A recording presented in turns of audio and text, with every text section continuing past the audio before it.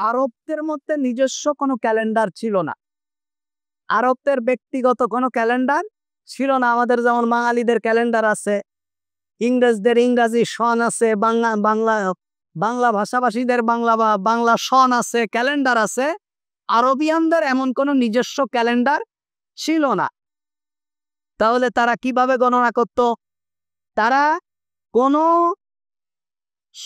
ঘটনাকে উল্লেখ করার জন্য বলতো অমুক ঘটনার এত বছর পরে অমুক ঘটনা ঘটেছে। তাহলে অমুক ঘটনা কবে ঘটেছে? অমুক ঘটনার এত বছর পরে ঘটেছে। তো সেটা কত বছর? এত বছরের ব্যবধান। এইভাবে তারা হিসাব রাখত, কিন্তু নির্ধারিত কোনো ক্যালেন্ডার ছিল না যে জানুয়ারি মাসের 1 তারিখ 2001 সালের জানুয়ারি মাসের এত তারিখ, 2002 সালের ফেব্রুয়ারি মাসের এত তারিখ। আমাদের যেমন একটা তারিখ গণনার একটা ডেট থাকে, এটা আরবিয়ানদের ছিল না। তখন নবী করিম সাল্লাল্লাহু আলাইহি ওয়াসাল্লামের সময় শেষ হয়ে গেছে। হযরত আবু বকর রাদিয়াল্লাহু তাআলা আনহু খলিফাতুল মুসলিমিন হলেন। তখনও ক্যালেন্ডারের কোনো প্রচলন আরবিয়ানদের মাঝে ছিল না, নিজস্ব কোনো ক্যালেন্ডারের। খলিফা ওমর রাদিয়াল্লাহু তাআলা আনহুর খেলাফতে ৩য় বছর কিংবা ৪র্থ বছরের সময় গভর্নর আবু মুসা আশআরী রাদিয়াল্লাহু তাআলা আনহু একটা পত্র লিখলেন খলিফার কাছে যে সরকারি ফরমগুলিতে সন এবং তারিখ, বৎসর এবং তারিখ না থাকার কারণে প্রশাসনিক কাজের জটিলতা দেখা দিয়েছে। আবু মুসা আশআরী রাদিয়াল্লাহু তাআলা আনহু ওমর রাদিয়াল্লাহু তাআলা আনহুর সময় গভর্নর ছিলেন। জটিলতা দেখা দিয়েছে, এজন্য আমাদের একটা বর্ষপুঞ্জি দরকার, যেটাকে আমরা অনুসরণ করব অমুক তারিখ, অমুক ডেট, অমুক মাস, অমুক বৎসর, এটা লেখার জন্য। খলিফা ওমর রাদিয়াল্লাহু তাআলা আনহু তার সমস্ত মানুষের কাছে পরামর্শ চাইলেন, তাহলে আমরা কোন ক্যালেন্ডারটা ব্যবহার করতে পারি, আমরা কি ব্যবহার করলে আমরা আমাদের এই সমস্ত জটিলতা থেকে আমরা দূরে থাকতে পারবো। তখন কেউ কেউ পরামর্শ দিলেন পঞ্জিকা ব্যবহারের। রোম এবং পারস্যের যে পঞ্জিকা আছে সেই পঞ্জিকা অনুযায়ী চলার জন্য কেউ কেউ পরামর্শ দিলে। কেউ কেউ তাও অপছন্দ করলেন যে আমরা রোম এবং পারস্যের ক্যালেন্ডার আমরা ফলো করব না, আমরা একটা স্বতন্ত্র জাতি। নবী করিম সাল্লাল্লাহু আলাইহি ওয়াসাল্লাম আমাদেরকে একটা রাষ্ট্র উপহার দিয়েছেন। আমরা মুসলমানরা আজ হোক কাল হোক এই পৃথিবীতে নেতৃত্ব দেব, সারা দুনিয়া ইসলাম প্রসারিত হবে, আল্লাহ তাআলার কোরআন সর্বশেষ গ্রন্থ। সুতরাং আমরা রোম পারস্যদের পঞ্জিকা অনুসরণ করব না। মুসলমানদের কোনো নিজস্ব পঞ্জিকা বের করা যায় কিনা, মুসলমানদের নিজস্ব কোনো ক্যালেন্ডার হয় কিনা, এটা দেখা যাক। তাহলে কবে থেকে শুরু করা যায়? তা কেউ কেউ পরামর্শ দিলেন যে নবী করিম সাল্লাল্লাহু আলাইহি ওয়াসাল্লামের মিলাদ মানে জন্ম, যেদিন থেকে নবী করিম সাল্লাল্লাহু আলাইহি ওয়াসাল্লামের জন্ম হয়েছে ওই দিন থেকে আমাদের ক্যালেন্ডারের গণনা শুরু হোক। কেউ কেউ বললেন যে নবুয়তের সাল থেকে গণনা শুরু হোক। কোন সাল? যে সালে নবী করিম সাল্লাল্লাহু আলাইহি ওয়াসাল্লাম নবুয়ত পেয়েছেন এটাই হবে অমুক সাল। কেউ কেউ বললেন নবী করিম সাল্লাল্লাহু আলাইহি ওয়াসাল্লামের হিজরতের সন থেকে গণনা শুরু করা হোক, সাল শুরু করা হোক। কেউ কেউ বললেন নবী করিম সাল্লাল্লাহু আলাইহি ওয়াসাল্লামের ইন্তেকালের সাল থেকে গণনা শুরু করা হোক। এভাবে তখন হযরত আলী রাদিয়াল্লাহু তাআলা আনহু বললেন হিজরতের সাল থেকে গণনা করার জোর পরামর্শ দিলেন হযরত আলী রাদিয়াল্লাহু তাআলা আনহু। বললেন যে হিজরি সন, যেটাকে আমরা এখন হিজরি সন বলি, এত হিজরির এত তারিখ। আলী রাদিয়াল্লাহু তাআলা আনহু বললেন যে হিজরি সাল থেকে গণনা করা শুরু হোক। এই কথার উপর ওমর রাদিয়াল্লাহু তাআলা আনহু সমর্থন দিলেন যে হক এবং বাতিলের মধ্যে পার্থক্য সূচিত হয়েছে হিজরতের মাধ্যমে। সুতরাং হিজরি সালই হন মুসলমানদের বর্ষ পঞ্জিকার প্রথম বৎসর। এই শুরু হয়ে গেল। এখন প্রথম মাস কোনটা হবে? সাল হলো হিজরি সাল। প্রথম মাস গণনা শুরু করা যায় কোথা থেকে? কেউ কেউ বললেন রবিউল আউয়াল মাসকে বছরের প্রথম মাস হিসাবে গণনা করা হোক। কেউ কেউ বললেন রবিউল আউয়াল মাস, এ মাসে বছরের প্রথম মাস হিসাবে এটাকে গণনা করা হোক। এ মাসে হিজরত করেন, 12 তারিখ মদিনায় পৌঁছান। কেউ কেউ রবিউল আউয়াল মাসকে বছরের প্রথম মাস, কেউ কেউ রমজান মাসকে বছরের প্রথম মাস হিসাবে গণনা করা শুরু করতে বলেছে। কেউ কেউ মতামত দিয়েছে কোরআন নাজিল যে মাসে হয়েছে ওই মাসকে বছরের প্রথম মাস হিসাবে গণনা করা হোক। যেহেতু কোরআন নাজিল রমজানে হয়েছে তাই রমজান থেকে, সর্বমুহাররম থেকে সর্বশেষ কেউ কেউ বলেছেন যে মুহাররমটা হোক বছরের প্রথম মাস এবং বছর গণনা শুরু হোক হিজরতের মাস থেকে, আর প্রথম মাস শুরু হোক মুহাররমের মাস থেকে। প্রথম মাস শুরু হোক কারণ এই মাসটি হলো, 1 নম্বর কারণ হলো এই মাসটা হলো 4টা হারাম মাসের সম্মানিত মাসের একটা মাস। 2 নম্বর হলো হজকে বছরের সর্বশেষ কাজ, এটা ধরে আমরা বছর শুরু করতে পারি মুহাররম থেকে। ব্যাস, এই অনুযায়ী ধর্মীয় পঞ্জিকার বিষয় আমাদের মুসলমানদের ধর্মীয় পঞ্জিকা শুরু হলো যে জিলহজ মাস বছরের শেষ মাস, মুহাররম মাস হলো বছরের প্রথম মাস এবং হিজরতের সন হলো বছরের প্রথম সন। এইভাবেই শুরু হয়ে গেল। কিন্তু আজকে আমরা তো বাঙালিরা আরবি পঞ্জিকা সম্পর্কে আমাদের কোনো ধারণাই নেই। আমরা ইংরেজি এবং বাংলা নিয়েই আমরা ব্যস্ত। আরবি পঞ্জিকা সম্পর্কে আমাদের ধারণা থাকা দরকার আমাদের আমলের ক্ষেত্রে। আমাদের আমল করার জন্য আরবি পঞ্জিকাটা আমাদের জানা দরকার। অর্থাৎ যেই পঞ্জিকা হযরত ওমর রাদিয়াল্লাহু তাআলা আনহু করেছে, ওমর রাদিয়াল্লাহু তাআলা আনহুর আমলে এটা সম্পর্কে ধারণা থাকা আমাদের দরকার। কারণ হলো সমস্ত আমলগুলো আরবি তারিখ অনুযায়ী হয়। যেমন প্রতি আরবি মাসে 13, 14, 15 এই 3 দিন হলো আইয়ামে বীজের রোজা। যেমন এই মুহাররমের 10 তারিখ, 11 তারিখ অথবা 9 তারিখ, 10 তারিখ এই 2 দিন কিসের রোজা? মুহাররমের রোজা। জিলহজ মাসের 1 তারিখ থেকে 9 তারিখ পর্যন্ত এটাও কি জিলহজের রোজা। এইভাবে 9 তারিখ কিসের রোজা? আরাফার রোজা। আরবি মাস, আরবি পঞ্জিকার ধারণা যদি আমাদের থাকে তাহলে আমল করার ক্ষেত্রে আমাদের জন্য কি হয়? সুবিধা হয়। আমরা ইংরেজি সাল ব্যবহার করি। এই ইংরেজি সালটা মূলত এটা একটা খ্রিস্টীয় ধর্মীয়, তাদের নিজস্ব পঞ্জিকা।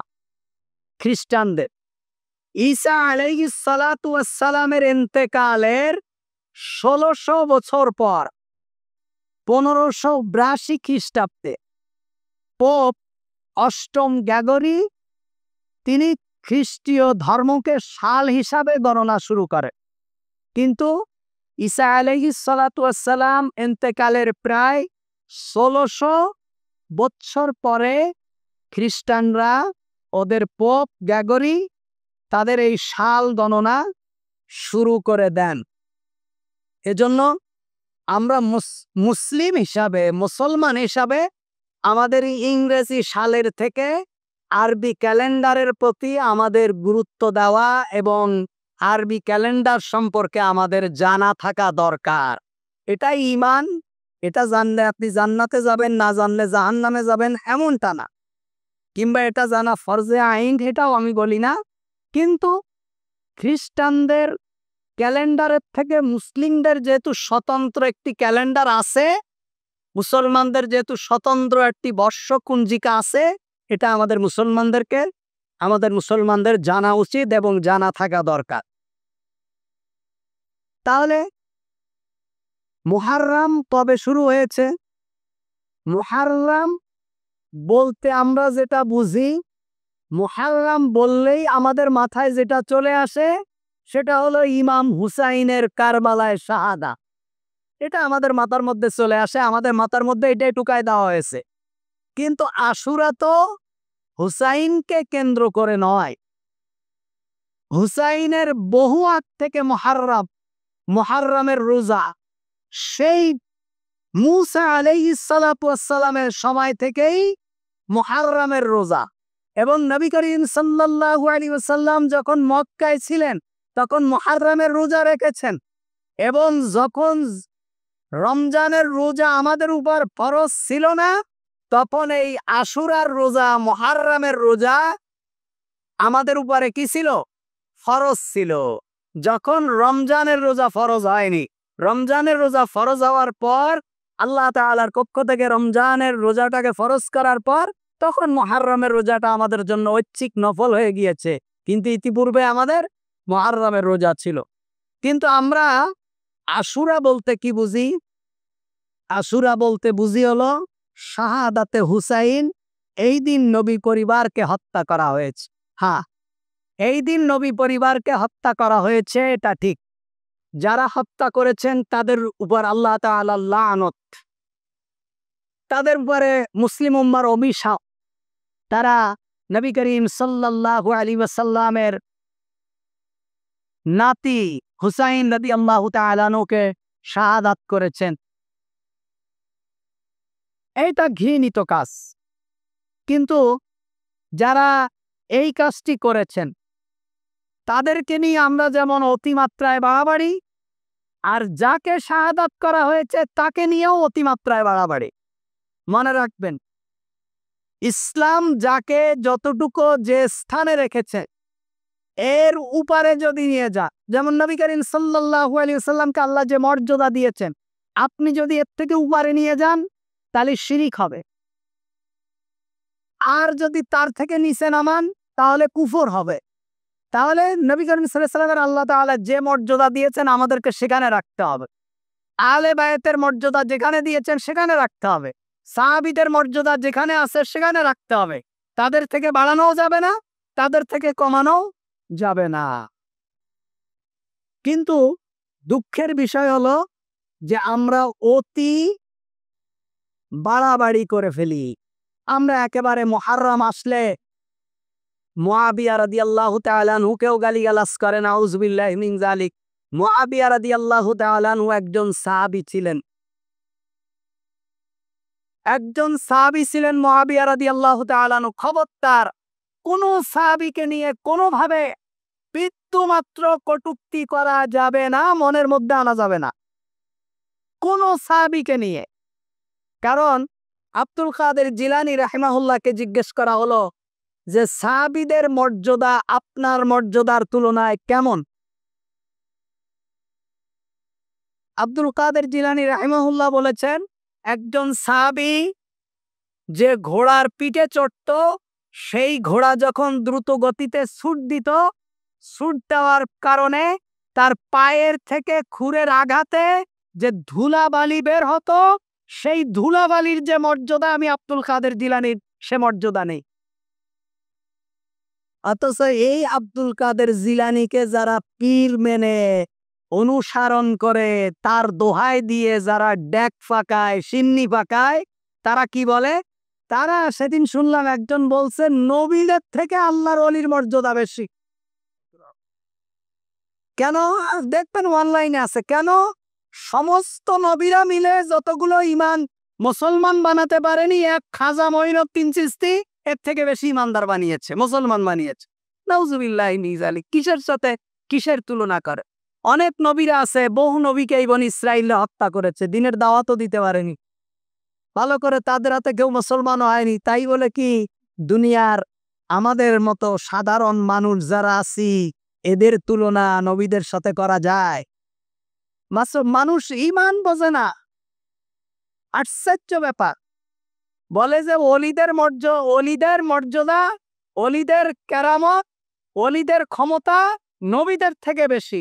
সমস্ত নবীরা মিলে কি একটা পরিসংখ্যান দিল, সারা দুনিয়ার নবীরা মিলে নাকি 8 লক্ষ না কয় লক্ষ মুসলমান বানিয়েছে, আর এক মঈনুদ্দিন চিশতি খাজা আজমিরি যা বলে ওরা এটা নাকি 2 কোটি মুসলমান বানিয়েছে। নাউজুবিল্লাহি মিন যালিক। এজন্য বলছি অতিরঞ্জিত বাড়াবাড়ি কোনো কিছুই করা যাবে না। ইয়াজিদ কাফের ছিলেন কিনা আমরা বলবো না, আল্লাহ তাআলা ভালো জানে।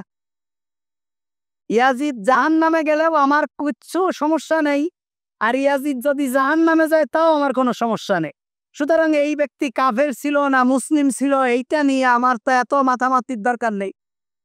কোনো ব্যক্তিকে আপনি সুনির্দিষ্ট কোনো দলিল ছাড়া আপনি কাফের বলতে পারবেন না। আপনি যদি কাউকে কাফের বলেন, আমরা যখন মাদ্রাসায় পড়েছি কোনো হিন্দুকে মালউন বলা যাবে না, কোনো হিন্দু অমুসলিমকে মালউন বলা যাবে না। মালউন শয়তান হলো মালউন। মালউন শব্দের অর্থ হলো যে আল্লাহর রহমত থেকে বিতাড়িত। তা আপনি একজন হিন্দুকে একজন অমুসলিমকে আপনি মালউন বলবেন কিভাবে? দেখা যাবে সে মৃত্যুর আগে ইসলাম কবুল করেছে। তা আল্লাহর রহমত থেকে যদি সে বিতাড়িত হতো তাহলে সে দিন কবুল করলো কিভাবে?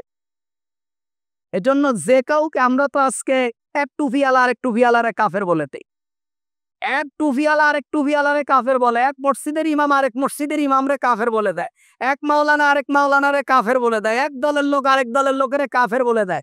নিকৃষ্ট স্বভাব। আল্লাহ তাআলা আমাদেরকে হেফাজত করুক, মুসলিম উম্মাহকে হেফাজত করুক। আল্লাহ রসুল বলছেন যদি তুমি কাউকে কাফের বলো তাহলে সেই ব্যক্তি এই কুফুরিটা আল্লাহর এই মহাশূন্যের ভিতরে ঘুরতে থাকে। যদি সেই যে ব্যক্তিকে তুমি কাফের বলেছ সে যদি কাফের না হয় এই কুফুরিটা তোমার উপরে এসে পড়বে, তার মানে মরার আগে তুমি নিজে কাফের হয়ে মারা যা। নাউযুবিল্লাহ। আপনি অমুক কাফের তমুক কাফের, হ্যাঁ আপনি তার আমলিয়াতের কারণে তার ভিতরে কুফুরি থাকতে পারে, শিরকিয়াত থাকতে পারে। যেমন আমরা বলি যারা গায়রুল্লাহকে সিজদা দেয় এরা মুশরিক। হ্যাঁ, এ যদি কখনো গায়রুল্লাহকে সিজদা বাদ দিয়ে রবকে সিজদা দেয় তখন সে ব্যক্তি মুসলিম, কিন্তু সরাসরি আমরা কাউকে কাফের বলবো না। তাই এই জন্য আমরা অনেকে ইয়াজিদ কাফের, অমুক কাফের, তমুক কাফের। সব থেকে দুঃখের বিষয় হলো এই মুহাররম নিয়ে যারা মাতামাতি করে, এই মুহাররমকে কেন্দ্র করে যারা তা মাতম করে, যারা বিভিন্ন ধরনের অনুষ্ঠান করে, যারা নবীর আশেক হিসাবে দাবি করে, আহলে বাইতের প্রেমিক হিসাবে দাবি করে, এদের আকীদা কত জঘন্য, কত নিকৃষ্ট। যে আয়েশা রাদিয়াল্লাহু তাআলা আনহার ব্যাপারে কোরআনে 11-12টা আয়াত আল্লাহ তাআলা নাজিল করেছেন আয়েশাকে পবিত্র নারী হিসাবে বলে, আল্লাহ তাআলা নির্দোষ হিসাবে আয়েশাকে কোরআনের আয়াত নাজিল করেছেন। আয়েশাকে নির্দোষ বলে সেই আয়েশা রাদিয়াল্লাহু তাআলা আনহাকে গালিগালাজ করে, আয়েশা রাদিয়াল্লাহু তাআলা আনহাকে বিভিন্ন ধরনের বেফায়সা কথা বলে। হযরত আবু বকর, ওমর, ওসমানকে তারা জালেম হিসাবে বলে, তাদের উপরে লানত দেয়। এই যারা সাহাবীদেরকে লানত দেয়, যারা আম্মাজান আয়েশা রাদিয়াল্লাহু তাআলা আনহাকে কটূক্তি করে, এদের আকীদা এত জঘন্য, এত নিকৃষ্ট, আমরা আজকে তাদের সাথে মিশে গেছি। এজন্য মুহাররম এটা পৃথিবীর শুরু থেকে ছিল। পৃথিবী যেদিন সৃষ্টি হয়েছে সেদিন আল্লাহ তাআলা মুহাররম বানিয়েছে। এই মুহাররম ইমাম হুসাইনের শাহাদাতকে কেন্দ্র করে নয়। আরো একটা ব্যাপার হলো হাসান রাদিয়াল্লাহু তাআলা আনহু তো শাহাদাত বরণ করেছে। হাসান রাদিয়াল্লাহু তাআলা আনহুকেও তো বিষ পান করায় মেরেছেন, এ ব্যাপারে তো কোনো কথা নেই। হযরত ওসমান রাদিয়াল্লাহু তাআলা আনহুকে নামাজ পড়া অবস্থায় খারিজিরা গুলি করে মেরে ফেলে, ছুরিকাঘাত করে মেরে ফেলেছে। ওসমান রাদিয়াল্লাহু তাআলা আনহু সম্পর্কে কোনো কথা নেই। হযরত ওমর রাদিয়াল্লাহু তাআলা আনহু সম্পর্কে কোনো কথা নেই। ওই ওদের যে মানে হুসাইন আর ফাতেমা, আলী, এগুলো নিয়েই কথা। বুখারীর যেখানে স্পষ্ট হাদিস হলো আবু তালিব জাহান্নামী, আবু তালিব জাহান্নামে যাবে এবং জাহান্নামের ভিতরে সবথেকে স্বল্প আযাব দেওয়া হবে আবু তালেবকে, কি আগুনের জুতা পরায় দেওয়া হবে। আর এই ধরনের আকীদা যারা পোষণ করে তারা আবু তালেবকে বলে আবু তালিব আলাইহিস সালাম। আবু তালেব হলো জান্নাতি, যেখানে নবী করিম সাল্লাল্লাহু আলাইহি ওয়াসাল্লাম বলেছেন জাহান্নামী ওনারা বলে জান্নাতি। কেন? আলীর বাবা, আলীর বাবা এই কারণে জান্নাতি। এই ধরনের বিভ্রান্তমূলক কথাবার্তা আমরা বলবো না। এক। ২ নম্বর কথা হলো, এই সময় এই যে মাতম করে, তাজিয়া করে, নিজের গায়ে নিজে চাপড়ায়, কেন চাপড়ায়? হুসাইন রাদিয়াল্লাহু তাআলা আনহুকে আশুরার দিন শাহাদাত করা হয়েছে, তাকে মেরে ফেলা হয়েছে। এই শোকের মধ্যে আমরা নিজেদের গায়ে নিজে চাবুক মারি, তাজিয়া মিছিল করি, গায়ের চামড়া খুলে ফেলি, রক্ত ঝরায় দেই। কি কারণে? হুসাইন রাদিয়াল্লাহু তাআলা আনহু শাহাদাত বরণ করেছে। তাহলে যেদিন নবী করিম সাল্লাল্লাহু আলাইহি ওয়াসাল্লাম উহুদের মাঠে নিজের দান শহীদ করে ফেলেছেন, এই দিন তো কোনো মুসলমান নেই যে তার গালের দাঁতটা টেনে ফেলে দিল। তাহলে মুহাম্মদ সাল্লাল্লাহু আলাইহি সাল্লাম বড় না হুসাইন রাদিয়াল্লাহু তাআলা আনহু বড়? নবী করিম সাল্লাল্লাহু আলাইহি সাল্লাম যেদিন তায়েফের মাঠে নিজেকে রক্তাক্ত করে ফেলেছে, তাকে মেরে জখম করে ফেলেছে, সেদিন তো কোনো মানুষ তার গায়ে রক্তাক্ত করে জখম করে ফেলে না। তার মানে হলো এটা ইসলামী কোনো কালচার না। একজন মানুষ শহীদ হয়েছে, আমি তার প্রেমে পড়ে নিজেও শহীদ হয়ে গেলাম। একজন মানুষকে মেরে ফেলা হয়েছে, আমি তার প্রেমে পড়ে ছুরি দিয়ে নিজেকে গলা কেটে ফেলে দিলাম, এটা হলো কুফরি। ২ নম্বর বক্তব্য হলো, কোনো ব্যক্তির যদি পিতা মাতা মারা যায়, শোক পালন করতে হবে ৩ দিন। বলেন কয়দিন? ৩ দিন। চতুর্থ দিন আর কোনো শোক পালন নেই। চতুর্থ দিন সে স্বাভাবিক গতিতে চলবে। কেন চতুর্থ দিন? কারণ পৃথিবীতে সবাই এসেছে, সবাই চলে যাবে। তুমি যদি চতুর্থ এরম বাপ মার জন্য বছরের পর বছর শোক পালন করো, তারও তোমার দুনিয়াদারি। এবার তুমি মরে যাবা, তোমার সন্তানরা এটা করবে। এজন্য ইসলামী নিয়ম হলো, আল্লাহ তাআলার বিধান হলো, নবী করিম সাল্লাল্লাহু আলাইহি ওয়াসাল্লাম বিধান হলো ৩ দিন শোক পালন করতে হবে। আর যদি কোনো স্ত্রীর স্বামী মারা যায়, তখন ৪ মাস ১০ দিন পর্যন্ত শোক পালন করতে হবে।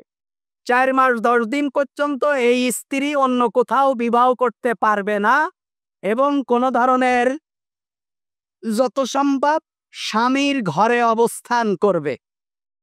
সাদা কাপড় পরতে হবে, এরম কোনো বিধান শরীয়তে নেই। গহনাগাটি পরতে পারবে না, কানের ফুল, নাকের দুল এগুলো খুলে ফেলতে হবে, এমন কোনো বিধান নেই। এগুলো হলো হিন্দুয়ানি প্রথা। সাদা কাপড় পরে একেবারে গায়ের সমস্ত করে পাগলের মতো বসে থাকা, এটা না। শোক পালন করার অর্থ হলো সে বাইরে যাবে না। কেন বাইরে যাবে? সে তো বিবাহ করতে পারবে না। ৪ মাস ১০ দিনের আগে সে বিবাহ করতে পারবে না। তো সুতরাং সে সাজগোজও তেমন করতে পারবে না, বাইরেও যাবে না, যত সম্ভব স্বামীর ঘরে থাকবে, শোকাত্ম অবস্থায় থাকবে। তাহলে বাপ মা মারা গেলে কয়দিন? বলেন কয়দিন? স্বামী মারা গেলে কয়দিন? ৪ মাস ১০ দিন। এই হলো শোক পালন।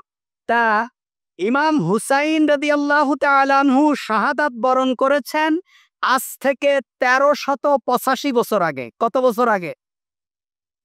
১৩৮৫ বছর আগে যিনি শাহাদাত বরণ করেছেন, আপনি তার জন্য গায়ে চাপড়াচ্ছেন, পিঠে চাপড়াচ্ছেন, ছুরি দিয়ে আঘাত করছেন, কোবাচ্ছেন, রক্তাক্ত করছেন, নিরামিষ খাচ্ছেন, এগুলো হলো সব ইসলামী বহির্ভূত।